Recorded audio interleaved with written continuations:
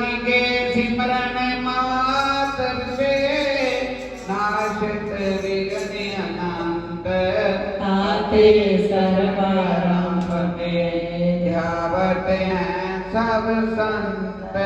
बोलो जयकारा। बोल मेरे श्री गुरु महाराज की जय।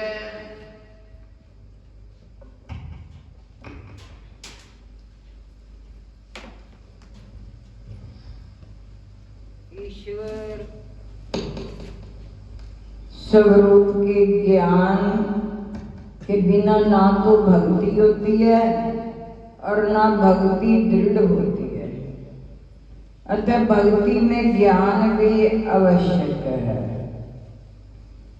विषय के प्रति जब तक वैराग्य नहीं उत्पन्न होता तब तक भक्ति हो ही नहीं सकती। भक्ति के पहले ज्ञान वैराग्य आते हैं। वहाँ जहाँ भक्ति है वहाँ ज्ञान रूपी सुदर्शन चक्र रक्षा करता है। भक्ति सिद्ध हुई नहीं कि सभी शास्त्रों का ज्ञान प्राप्त हो गया। नाम की महिमा भी बहुत बड़ी है। नाम लिया उन्होंने जान लिया सकल शास्त्र का भेद।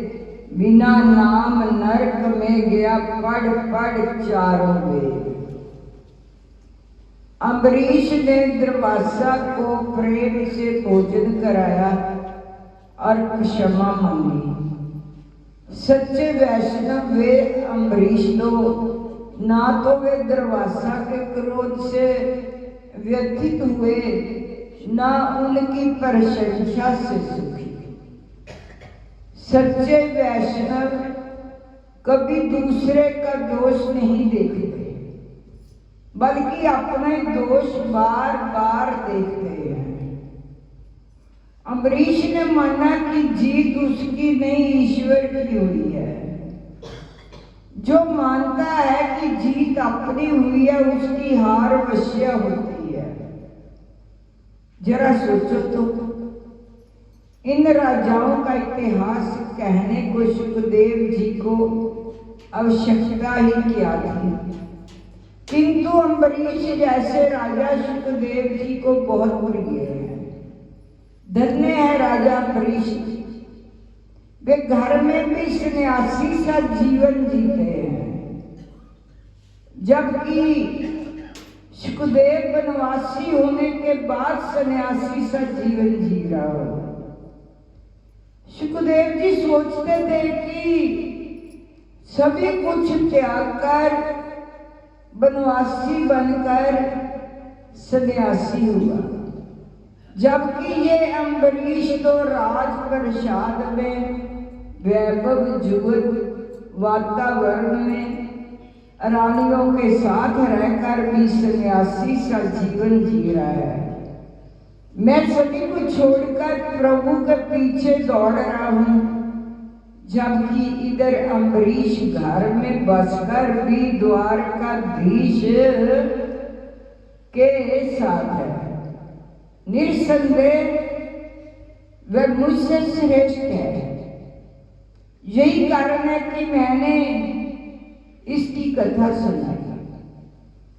ज्ञान प्रभु को परतंत्र नहीं कर सकता, बांध नहीं सकता। भक्ति ही भगवान को बांधती है, परतंत्र करती है।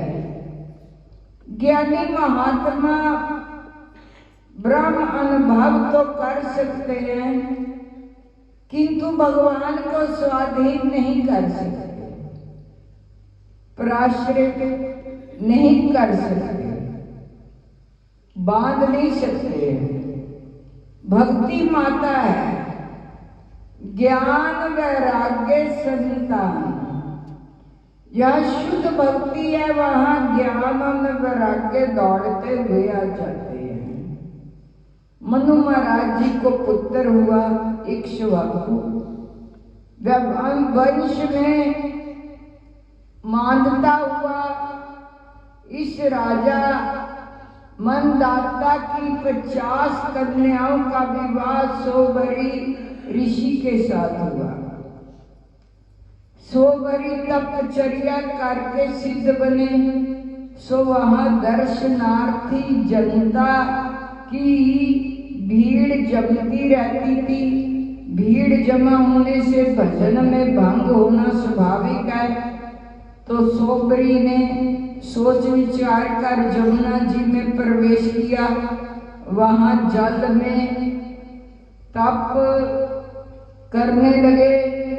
सोबरी के मन में एक बार विचार आया, परमात्मा की माया मुझे बिल्कुल प्रभावित कर नहीं सकती। तो भगवान ने माया की रचना की। ऋषि ने बार बार एक मत्स्य जुगल की प्रेम केली देखी तो उनके मन में भी काम जागा। वैसा ही सुख भोगने की इच्छा करने लगे। 85 वर्ष की वृद्ध अवस्था में भी विवाह करने की उन्होंने सोची और राजा मनदाता के पास आए। राजा ने सोचा इस वृद्ध मुनि से किसी कन्या ने विवाह किया तो वह जीवन भर दुखी होगी। विवाह ना होगा तो वे मुझे ही शाप देंगे। फिर मुनि से उन्होंने कहा, आप राजमहल में पधारे, जो कन्या आपको पसंद आएगी उसी से आपका विवाह होगा। भगवान शंकराचार्य जी ने कहा है, ऋषि सोबरी के मन में विवाह भावना जागी तो वह स्वरूप बदल कर गए। वे सिद्ध थे तो सुंदर स्वरूप धारण करके राजमहल में पहुंचे। उनका स्वरूप देखकर उनसे विवाह करने के लिए 50 राजकन्याओं आपस में झगड़ने लगी। ऐसा हाल देखकर राजा ने सभी कन्याओं का विवाह इस ऋषि से ही कर दिया। सोबरी सुख उपभोग करने लगे, किंतु आगे चलकर ऋषि की विवेक बुद्धि जागृत हुई। वे पछताने लगे, अरे मैं जे कैसा अनर्थ कर बैठा। मैं था तो तपस्वी, किंतु मत्स्य दंपति की प्रेम केली देखकर मति भ्रष्ट हुआ, विलासी बन गया। जो साधना करना चाहता है, जो इसी जन्म में साधे को प्राप्त करना चाहता है, उसे काम सुख के भोगों का संग करना नहीं चाहिए। काम सुख के भोगता का संग भी कुसंग ही है। स्त्री संगी का संग भी कुसंग है। जे स्त्री पुरुष संबंध की नहीं, काम की निंदा है। संग के रंग की जे घटना है। सो मोक्ष की इच्छा करने वाले को चाहिए कि मैथुन धर्मी स्त्री पुरुषों का, उनके संगी का भी संग न करे। बोल साचे दरबार की जय, स्वामी जी महाराज की जय। नारद जी ने कहा, जब 2 घड़ी रात शेष रह जाए तब तिल कुश अक्षत चंदन आदि लेकर शुद्ध होकर जलाशय पर जाए।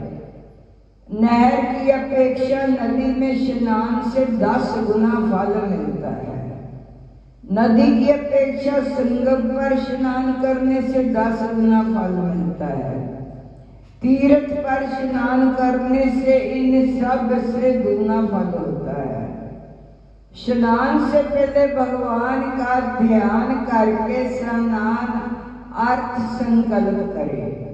फिर तीर्थ में उपस्थित देवताओं को क्रमशः एवं आचमनीय आदि देवे अर्घ मंत्र जय। हे कमलनाथ, आपको नमस्कार है। हे जलशाही भगवान, आपको नमस्कार है। हे ऋषिकेश, आपको प्रणाम है। मेरे दिए हुए अर्घ को आप ग्रहण करें। वैकुंठ, प्रयाग तथा बद्रिका आश्रम में जहाँ कहीं भगवान विष्णु गए, वहाँ उन्होंने 3 प्रकार से अपना पैर रखा था। वहाँ पर ऋषि वेद यज्ञों के सहित समस्त देवता मेरी रक्षा करते रहे। ये जनार्दन हे दामोदर हे देवेश, आपको प्रसन्न करने के लिए मैं कार्तिक पक्ष में विधिवत प्रातः स्नान कर रहा हूँ। आपकी कृपा से मेरे समस्त पाप नष्ट हो जाएं। हे हरि, कार्तिक मास में व्रत तथा विधि पूर्वक स्नान करने वाला मैं अर्घ देता हूँ। आप राध का शहद ग्रहण करें।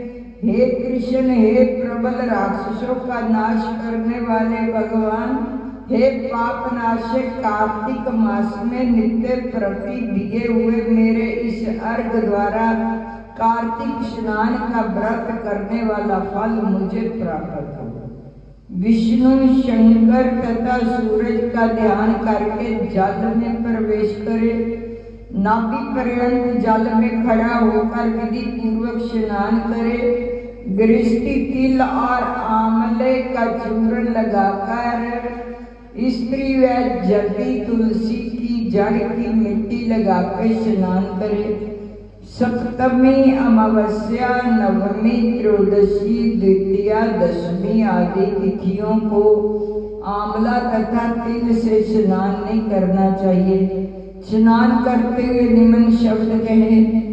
जिस भक्ति भाव से भगवान ने देवताओं के कार्य के लिए 3 प्रकार का रूप धारण किया था, वही पाप नाशक भगवान विष्णु अपनी कृपा से मुझे पवित्र बनाए। विष्णु जी की आज्ञा से कार्तिक व्रत करने वालों के सारे इंद्र आदि देवता रक्षा करते हैं, अतः वह मुझको पवित्र करें। बीजों, रहस्यों तथा यज्ञों सहित वेदों के मंत्र कश्यप आदि ऋषि इंद्र देवता मुझे पवित्र करें। गंगा आदि सभी नदियां, संपूर्ण तीर्थ, सातों समुंदर, समस्त जल से मुझको पवित्र करें। अदिति आदि सभी नारियों, यज्ञ, सिद्ध, सर्प, सब औषधियां, तीनों लोगों के पर्वत मुझे पवित्र करें। इन शब्दों को कहकर स्नान करने के पश्चात व्रती हाथ में पवित्री धारण करके देवता, ऋषि, मनुष्य तथा पितरों का विधिवत तर्पण करके समय जितने भी तिल तर्पण में रहते हैं उनसे वर्ष पर्यंत व्रती के पितरगण स्वर्ग में वास करते हैं। तत्पश्चात व्रत करने वाला जल से निकलकर शुद्ध वस्त्र पहनने और प्रातः काल के सब कृत्यों से निवृत्त होकर पुनः भगवान विष्णु का पूजन करें। समस्त तीर्थों के सारे देवताओं का स्मरण करके भक्ति पूर्वक सावधान होकर चंदन, फूल और फलों से भगवान विष्णु को फिर अर्घ देंगे। अर्घ मंत्र का अर्थ ये है कि पवित्र कार्तिक मास से मैंने स्नान किया है। हे विष्णु जी, राजा के साथ आप मेरे दिए अर्घ को ग्रहण करें। पश्चात चंदन, फूल, तांबूल आदि से वेद पाठी ब्राह्मणों को श्रद्धा पूर्वक पूजन करें। बार बार साष्टांग प्रणाम करें। ब्राह्मणों के दाएं पैर में तीर्थ रहते हैं और मुख में वेद और सारे अंगों में देवता निवास करते हैं। अपने कल्याण की कामना रखने वाले लोग न उनका अपमान को ना उनके साथ विरोध करें। फिर कागरचित हो से भगवान विष्णु की प्यारी तुलसी का पूजन करें, उनकी परिक्रमा करें तथा उनको प्रणाम करें। हे देवी, हे तुलसी, देवताओं ने ही प्राचीन काल में तुम्हारा निर्माण किया है और ऋषियों ने तुम्हारा पूजन किया है। हे विष्णु की प्यारी तुलसी, आपको प्रणाम। आप मेरे सब पापों का नाश करो।